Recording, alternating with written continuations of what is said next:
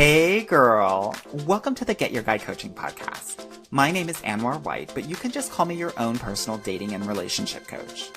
Each week, you'll hear actionable advice, tips, and strategies that you can implement in your own love life. I'm talking about healing your heart, dating effectively, and understanding men so that you can, you guessed it, get your guy. Are you ready to level up your love life? All right, let's go. I never felt the way I do about anyone but you.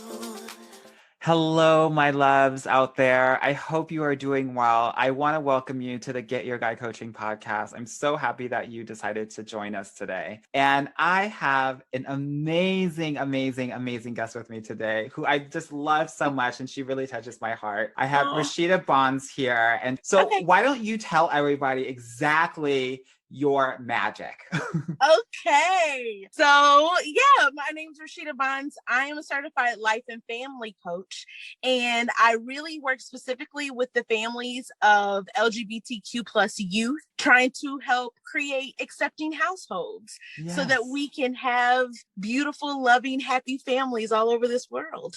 Yeah. So I know people out there are like, well, why is she on this podcast? I don't understand. I don't get it. One of the things that I know in doing this work so much is that one of the major things that's important if you're going to be successful in this love game is that you have to learn to accept yourself and accept others. And Rashida is literally the acceptance coach that I know, the best one that I know when it comes to really learning how to be accepting. So I thought she would be the perfect guest for us to talk about all of these accepting things and why it's hard for us and what to do and what that next step will be to get you on the road to accepting yourself. Because I know that when you accept yourself, you can accept others. And when you can accept others, you can create connection and partnership. So I'm just so happy that you're here, girl. So I'm so excited to be here. Why is acceptance important to you?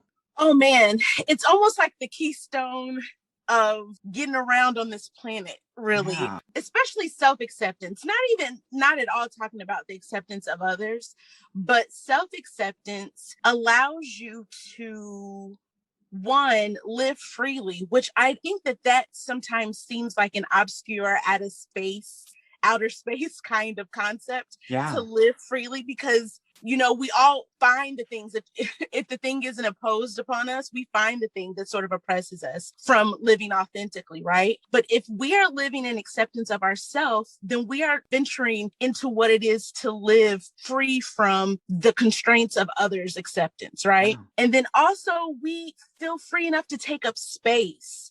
We feel free enough to say the things that's on our heart, that we can contribute to society. There are things that sometimes we keep inside of ourselves for lack of acceptance that the world may need to hear, right? And so if we can gain an acceptance of ourselves, then we can make the world around us better. Yeah. And I think the majority of my listeners are women of color. And I feel like this really plagues a lot of women of color specifically. So can you speak to us generally, I guess, about your own experience as a Black woman and your journey to really kind of accepting your full self? Yes, absolutely. So I started out with full acceptance of Rashida when I was a child. And I just want to let my listeners know, for those that are not watching on YouTube, we have amazing dreads, some of them purple, some of them brown. We're living our best life over here. Miss Rashida Bonds. Go girl. So I started off like, Rashida's the bomb. Get ready, everybody. I'm here. And so much so, and my parents were on board. They were like, yeah, girl, we believe that. And so I was a performer. I had an agent by the age of 5. I was going to New York for auditions. I was doing commercials locally. I was performing on stage. Girl, you were the Black Britney Spears, girl. I was chasing Tempest Bledsoe, like Vanessa from the Cosby Show. Like I was chasing her like, oh, we about to do this, Tempest. It's about to be me and you, even though I was only a year older than Rudy. But I was out there and I would audition. And if I didn't book gigs, I never felt bad about myself. I truly always felt bad for the people who didn't cast me. I'm really sorry that you all didn't cast me. Your production just is not going to be as good as it would if I was there, And I rocked with that that for a really long time. It wasn't really until late elementary school, early middle school that started to change. And which it changes for most girls, right? yep, It's like yep. so funny. They say like literally the age of 7 is that age where it like flips, where it's like you're amazing, like, you know, Wonder Woman before then. And then for some reason between 7 and 13, some crazy things change. So what changed for you? So I was raised to believe that adults were right all the time. And so there were many adults in my life who did not have the tools that they needed to feel okay about themselves. And so they projected their self-consciousness onto me. And they wanted me to know that I wasn't as special as I thought I was. They would say things like, you think you're cute, but you're not as cute as you think you are. Or after getting cast in a national commercial, they would cast me in super small, non-vocal roles to take me down a peg because I thought I was better than everyone else. And that was never the case, but it was how they felt. Right. And if an adult said it for me, then it must be true, right? And then I go to middle school and just children are awkward and everything is wrong. And also children are mean. Mean, just mean. And I've always been a thick chick, and yes, for the thickums. And it was not until I got probably into my late 30s that I was cool with that. And so all of that happened, high school happened, and it's really weird because that's my experience. But one of my fellow coaches and friends went to high school with me, and she was like, oh, everyone wanted to be your friend. You were so popular. You were so this. I was like, me?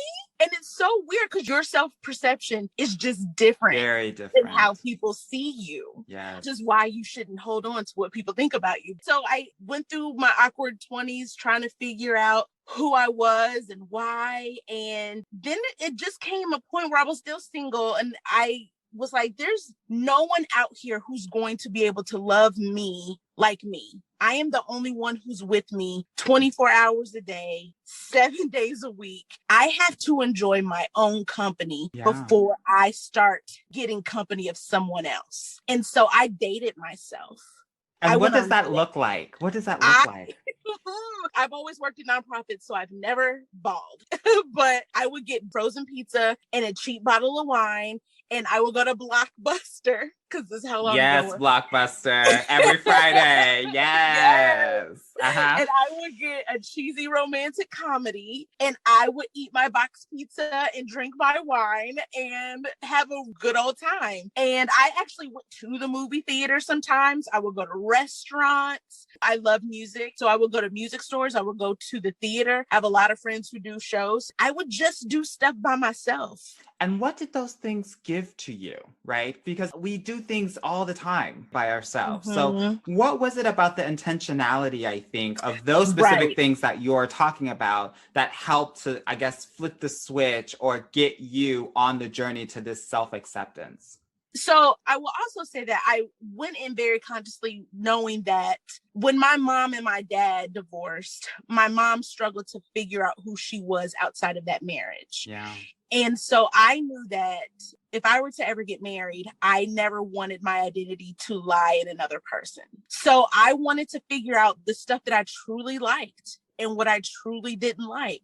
That way I could vocalize that easier. Is this a deal breaker for me? Is this a boundary for me? Is this a thing that I love and I want more of this in my life? Like just really figuring out what I liked, what I didn't like, That's right. What fed me and filled me, and what deplenished me and took my energy so that I could regulate those things without the distraction of another person around. And I think just understanding those things can give you a level of confidence that you didn't have before. Just the clarity in and of itself, right? Yes. And with that confidence comes the acceptance. Absolutely. Absolutely. And so it became a whole lot less about what other people said and a whole lot more about I don't care because I actually know what it is because I'm here 24/7. And so your perception really truly belongs to you. And it took me that Yes. journey to do that. And so once I turned 40, I remember thinking, oh, no one can tell me anything about me. Right. No one can tell me about me. They can give suggestions and they can share what their observations are, but no one can tell me about myself. And that's a really important point that I think that people kind of intellectually get, but don't emotionally get. That like, Yeah. literally, you know yourself the best. And like, if we're being 100% real and honest, no one really knows you. Right. No Right. one knows you. They know what you present to them. Absolutely. But oftentimes, we don't present 100% of who we truly are. So whatever they're judging what you're presenting and not necessarily who you are. Even my mama. That's right. I lived in her body. We shared a body for 9 months. She is probably, outside of my husband, the closest person to me. And she still has to work on her perceptions of what I'm giving her. I am a whole developed adult. And when I was a kid, she may have known things about me that I didn't know. But today, even my mama can't tell me about me. Right. Well, that's so funny because when I talk to a lot of my clients, some of them aren't able to say that, right? That they are valuing the opinions of their parents so much that we're always trying to get their approval, right? I guess maybe it starts in school when we got the A and we got attention and we got validation, and then it went to college and then the good job, and then it's like this constant journey of doing that. Yeah. Especially since my daughter is so young, she's just 5. It literally starts at birth. It starts with the hi, because if children don't get that, that messes up their development, right? It gives them some arrested development. And then when you're walking in the good job and the, oh, you did this thing. Oh, you're talking. Oh, it's constantly that. And oh, that thing you said is funny. Oh, that got a reaction. Let me do that again. You know, that it is constant looking to your parents for safety and for acceptance from moment one. And so the hardest thing is to break away from that. And to say, for better or for worse, when my parents got divorced, it was hard, but it also stopped them from being these people on this maybe unfair pedestal. Yeah, which we all do for our parents, right? Yeah. And then they just became people. My father just became a man. And my mom just became a woman. Yeah. And I think that's the fairest thing that I could have done for them, was let them be a man in this world and a woman in this world. So it sounded like you humanize them instead of like putting them into some sort of royal monarchy, girl. That they didn't ask for. They didn't ask for that. And it just comes with parenting. But once they became human to me, I was able to have a lot more grace. Yeah. And also their opinion of me didn't matter as much because they were just this dude and this chick. Like that happened to me about who I love dearly, who I love so much. But they are flawed people just like me. But that's a hard place to go. And I had to go through some really hard stuff to get to that, to allow them to be human. So that's a hard journey for people to get to. So I'm hearing that we humanize our parents to help to relinquish that hold, that connection, or that hold that we have to want to please them, to always have acceptance from them. Are there any other kind of ideas that you have that might be able to help us, I guess, prioritize the acceptance in ourselves versus our parents? Yes, the idea that people's opinions are fleeting. And my grandmother always used to say, and my mom used to say it too, the only person you can control is yourself, right? I come from a huge family. My mom is one of 15 kids. Wow. And there are 40 some grandkids. And that's just a lot of people. And we were all in the same town, the same city for a very long time. That's a whole lot of people to be around each other. And so there's conflict, obviously, it's family, but that's where I learned I didn't have to be liked by everybody, because it would be a day that someone or several people would be happy with me, and then another day they wouldn't. Right. And if I put my value into those opinions, I would be all over the place. I would be like, okay, today I'm valuable. People are smiling at me. People are clapping for me. And okay, today I am worthless and unvaluable, because and you go through that mostly, especially when you're a child and when you grow up and you're still seeing that, and validation feels good. I'm a performer. I love when people clap for me. You know what I'm saying? Yeah. But I have to also understand at any point the applause will stop.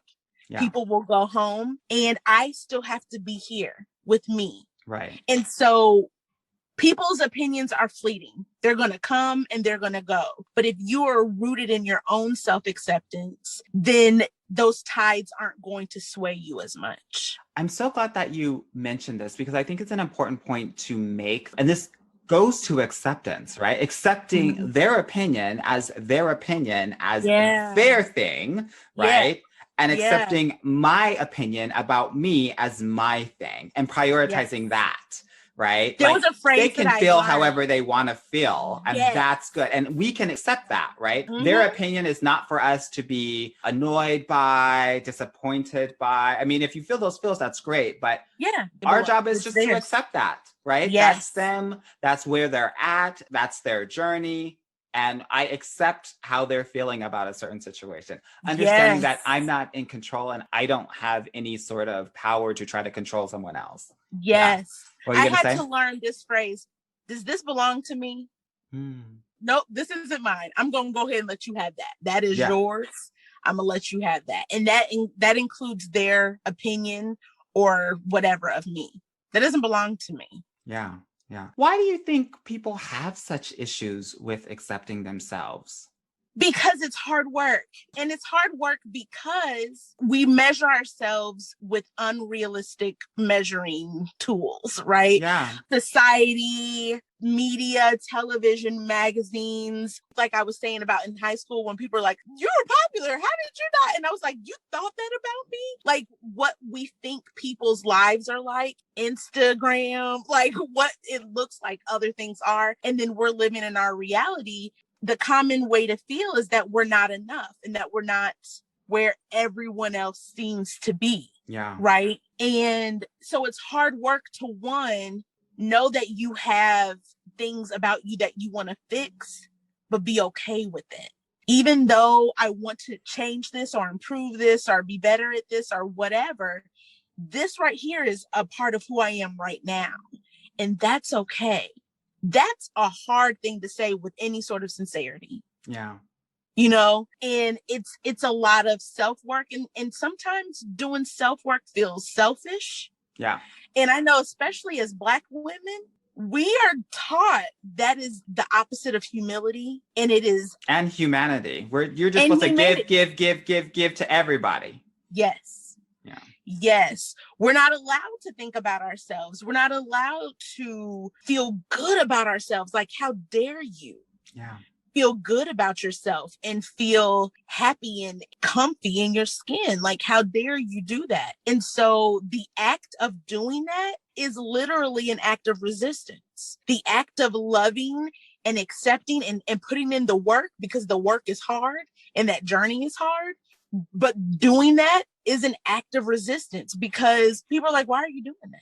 Yeah. You know what? I don't think it is hard. I think that we're not taught how to do it. Boom. Right? That like, if we were taught, if this was taught in school, if our parents were able to teach us, and there are some parents out there that actually do teach their children how to accept themselves. You know, those kids in school that like people are talking about them and it just water off a duck's back. And you're like, yes. What? This person is not fazed by anything, right? Right. They were brought up in a way where they fully accept themselves, just like how you were, right? Yeah. Like, and so I think that as a whole, we aren't necessarily taught that, like, this is how you do it. You should be having affirmations, right? You should be having to be able to express yourself in a way where you feel comfortable, because if other people can hear you, listen to you, understand you, right? Make you feel safe and secure, that's going to help you feel accepted. Right. Yes. as a young person that's developing. And then with that foundation, you can go off and do all of the amazing things that you're supposed to do as a young adult and adult. Yeah. Yes, I 100% agree with that. It's what you're taught. It's how you're taught to feel comfortable. My parents made me feel good about me, but even now I'm sort of expanding on that because I was also taught, watch when you talk. I wasn't exactly seen, not heard. My mother let me talk, but when other adults weren't around, like she was like, okay, now tell me how you feel. You know what I mean? And so I'm like adding on to that a little bit where, you know, if it is an adult conversation, we're talking about adult things, my daughter isn't involved. But if it is something that involves her, we ask her opinion and she loves it. She'll like get in a pose and like, well, let me see. But giving her that opportunity to take up space and to know that her opinion matters, she's going to expect that in the world.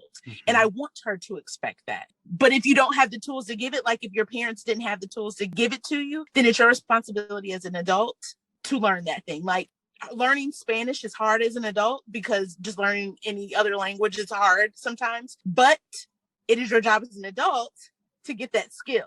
You know, you can't be taught Spanish if it wasn't happening in your house, but now you have to go learn it.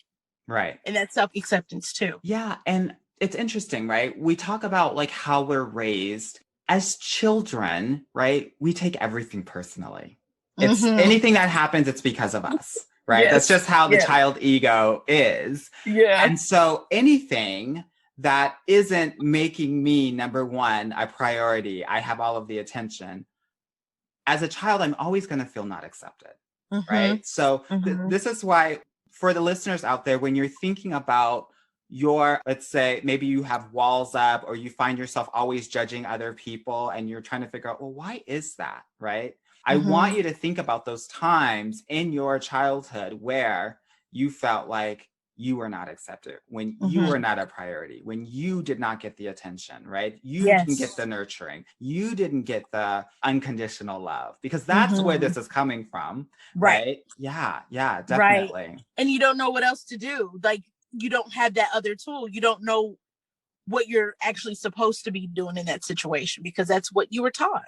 Yeah. So you were talking about, like, as adults, we have to learn the Spanish. We have to learn the acceptance, right? Yeah. We talked about, I guess, humanizing parents, but also I guess that could be translated into humanizing other people and letting them kind of be on their journey. What other things can we do to help to work that acceptance muscle? Well, I really loved the whole process of taking yourself out on a date. I tell everyone that. But then also, I'm really big about affirmations. And I saw actress and comedian Amanda Seales. She has like little Post-it notes all over her house of just stuff. And I just thought that was such a great idea. So I have some like all over my room and my bathroom, just places where I spend time when I'm getting ready. You know what I mean? On my computer, I have like, you are dope, you are fly, you are funny, you are smart. All of those things all around. And I'm even teaching my daughter, we have affirmations every morning, but I'm saying them with her. Yeah. So those are things that I'm also, as she's saying them, I'm taking them on myself too. You know what I'm saying? I think affirmations are so great, and they feel really weird at first because you're like, I'm saying these things, you know, but such a good practice. And I just want to say, I totally agree with you. And I think sometimes people will like look at it and read it in their head. You have to read it out loud. You have to verbalize it. People need to, you need to hear your own voice say it for it to become even more real, right? So when you have these, don't read them in your head, girl. Like, say them out loud. Say them out loud and look at yourself. Like, find a mirror. Yes, mirror work. And say these things to yourself in your own face. You know, say them to yourself. I saw something, and I'm not anywhere near a scientist. I'm a performer. But I heard something where you say, I love you to yourself. Yes. It like changes stuff molecularly. You know what I'm saying? Like in your DNA. And if you just stand in front of a mirror and say, I love you, whoo, those first few I love yous are strange and hard. They can be, you know, you can start crying. It's just really a really amazing experience. I recommend it to all. Yes. So everyone out there, for 2 minutes a day, get in front of the mirror, Put some like very low music in the background, anything that's going to get you centered, and just start telling yourself that you love yourself. Yes. I love you. I love you. I love you. I love you. Woo. And email me at anwar@getyourguycoaching.com and let me know how that has been for you for a week, right? Just for a week, right? So 14 minutes of just saying I love you for a week. Yeah. Y'all can do it. So don't talk to me. You don't have time. You can do it. And let me know at the end of the week how things have changed for you, how you are feeling. Because ultimately we are here to make sure that you are accepting yourself. Not just so that you can get a guy, because that's cherry on top and you can always get a guy. I don't really care about that too much, but because I want you navigating this world completely differently as a whole new woman, right? And I know that this is such an important part of doing that. So Rashida, thank you so much for bringing this up, because I know exactly what you're talking about. And it's such a powerful example. And it's something I used to do in my younger 20s when I was like going out a lot and needed to pep myself up. Like that's something that I would do. And my friends would be like, girl, what are you doing? I'd be like, girl, I'm loving myself. Yes. Yeah.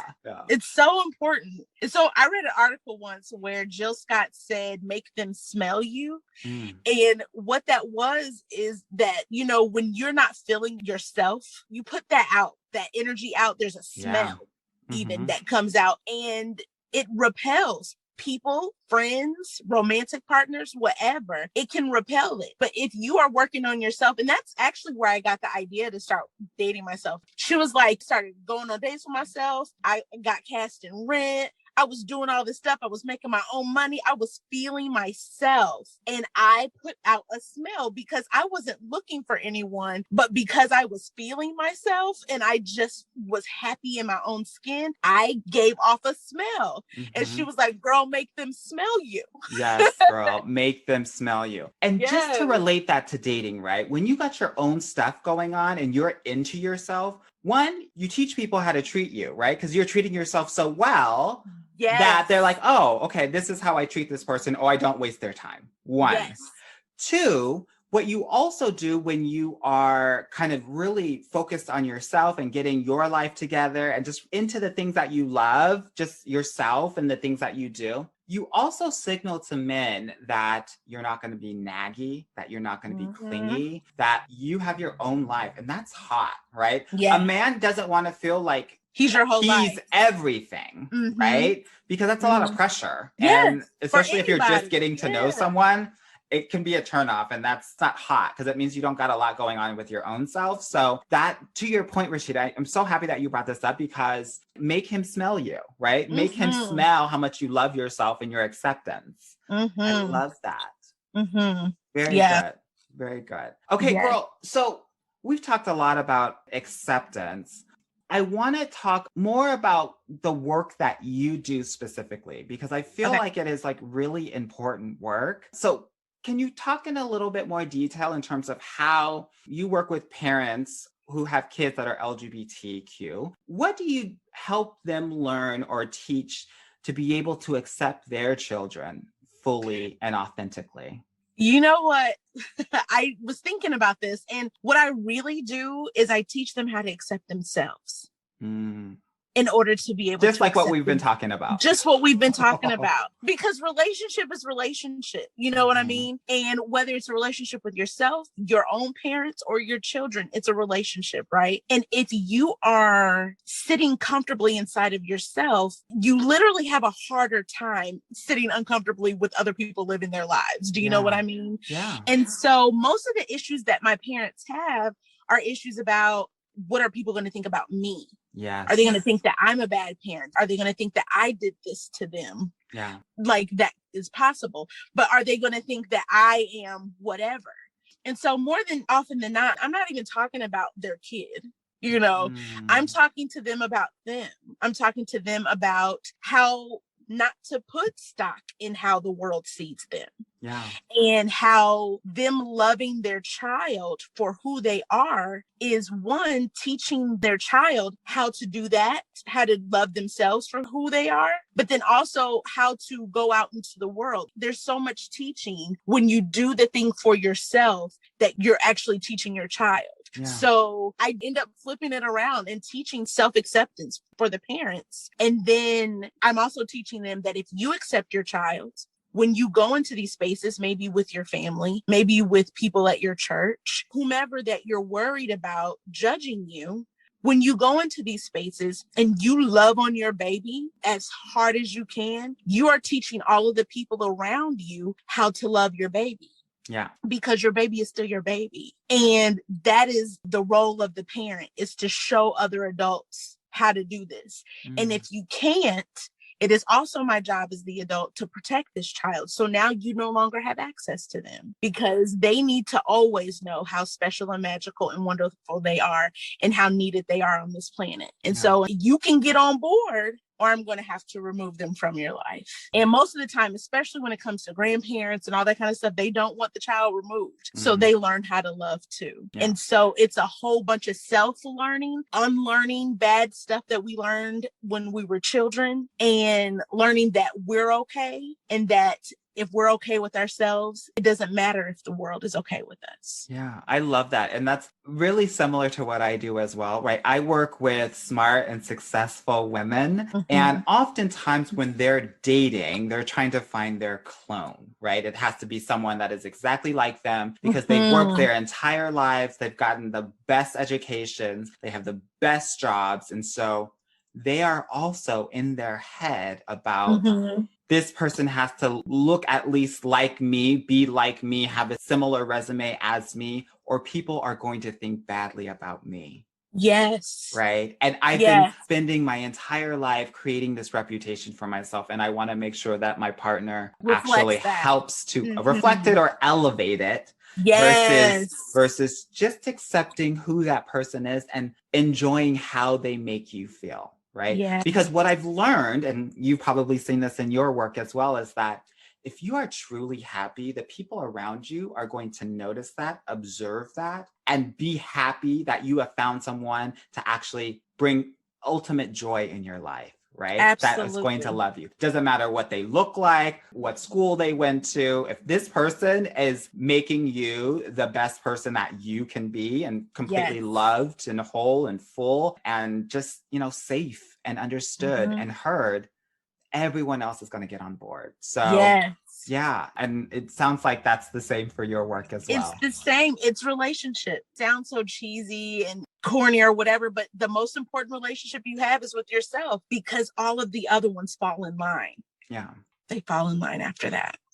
Well, Rashida, I just want to, as someone who is LGBTQ, I want to thank you for the work that you do, because it's so important. And it's life-changing. And I don't know if you hear this a lot, but it's so important.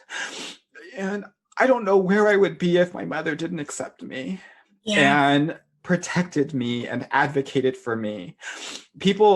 Okay, this podcast is not about me, but I want to share that, I navigate this world very differently than a lot of other LGBTQ individuals out there. And people would look at me and they would try to figure out, why are you so confident? Why do you love yourself? Why do you accept yourself? And it was my mom. Yeah. Yes. That's it. Yes. So thank God I want to thank you. Because you're spreading that. Yeah. And thank God for your mom, because if she weren't that, then you wouldn't be giving the world all of the things that you're giving the world. And we need that. We need what you got. We need your special sauce. We need all of that. And that's why the work is so important, because these babies are magical and they need to be on this planet, period. Yes. So it is my honor. It is my honor to do this work. It is amazing. And I just want to acknowledge that, because I don't know if it gets acknowledged as much as it should, but I think that it should. Okay, enough of my feels in this podcast. Lord knows that was not the intention here. Girl, stepping back a second, talk to me about how you got your guy. Okay, so I will say this. I really believe that I was just given off the smell, because I really met him right at the peak of my journey to self. Mm-hmm. And I was feeling myself. I worked at the Children's Museum of Indianapolis, which is the largest children's museum of the world and the best children's museum of the world. And I was an actor full time, which is not a thing in Indianapolis, Indiana, unless you're working at the Children's Museum. And we had a bunch of actors who were hired on, and a friend of mine who had moved up to management, he was like, Rashida, I think we just hired your husband. I was like, no, that's crazy. Oh my gosh. He was like, he's an actor, he's a musician, and he's straight. And I was like, what?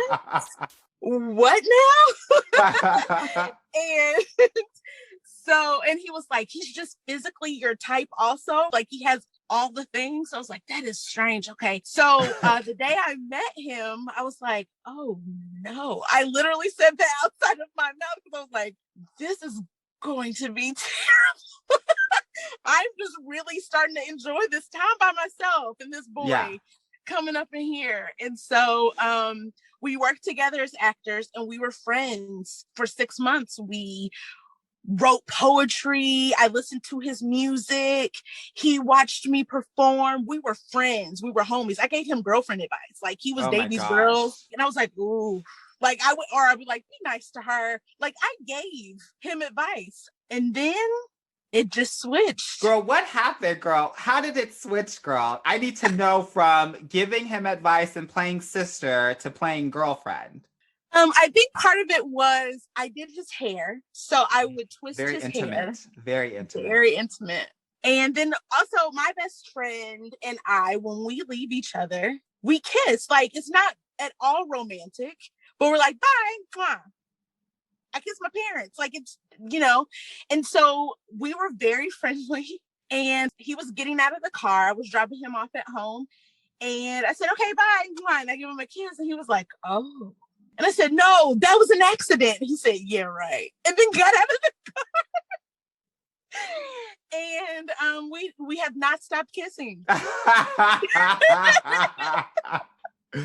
I love it. I love it. And now, so at what age did you meet him? I was 27, 28. Yeah. And he was 23. Okay. Got it. So I robbed that cradle. Kind of, not really. I mean, I tell my clients -5 +10 in that range in a similar way of life. So it makes a lot of sense. So okay. Sounds like you're in the range, girl. Good. Okay, good. Either way, range or not, it worked out. It sure did. It absolutely did. And he was young, and so he was still doing goofy stuff when we first started dating. But again, I was so good with myself. Yes. That I was like, you are literally a bonus in my life. You can be here or you cannot. And he really heard me. And I asked him one time, I was like, why do you love me? And he was like, because I can handle your type of crazy, which I thought was really sweet. But then also he said, I always knew that you were it because you're not about the bullshit. And I was like, I'm not about the bullshit. He was like, I know whatever you say out of your mouth is true. You don't have time for the bullshit. And I was like, you're a woman of integrity. Yeah. I am. I'm real about my boundaries. I stay true to my boundaries. I love hard. But I will have a combo with you if those boundaries are crossed. So that self-work that I did, it was very attractive to this guy. I think that you are so right. If you're doing the work, you are attracting some of the love that you want and that you need. And a lot of my clients, I think, are also receiving that when they work with me because they're leveling up. You know, each month that we're working together. And by month 2, by month 3, by month 4, they've gotten their guy, right? Yes. So like, you're so on point with what you said. So if any of the listeners out there, they want to learn about accepting themselves, even if they're not a parent of a LGBTQ child, and they want to work with you, how can they get in touch with you? They can get in touch with me on Facebook. They can just look me up, Rashida Bonds. And my email address is rashida@liberationlifecoach.com. And they can go to my website, liberationlifecoach.com. Amazing. Yeah. Rashida, thank you so much for being here. This was Thank you for having such a pleasure. And so fun. Yes. I know that we love the work that we do. And so anytime that we can come together and just speak on it is always going to be so much fun. And as you say, magical. Yes. I love magical. Awesome. All right. Thank you so much. Hey, girl. Thank you so much for listening to the Get Your Guy Coaching podcast. If you like this episode and want to talk with me personally, please book a free consultation at www.getyourguycoaching.com/apply or subscribe and leave me a review wherever you listen to your podcasts. Talk soon.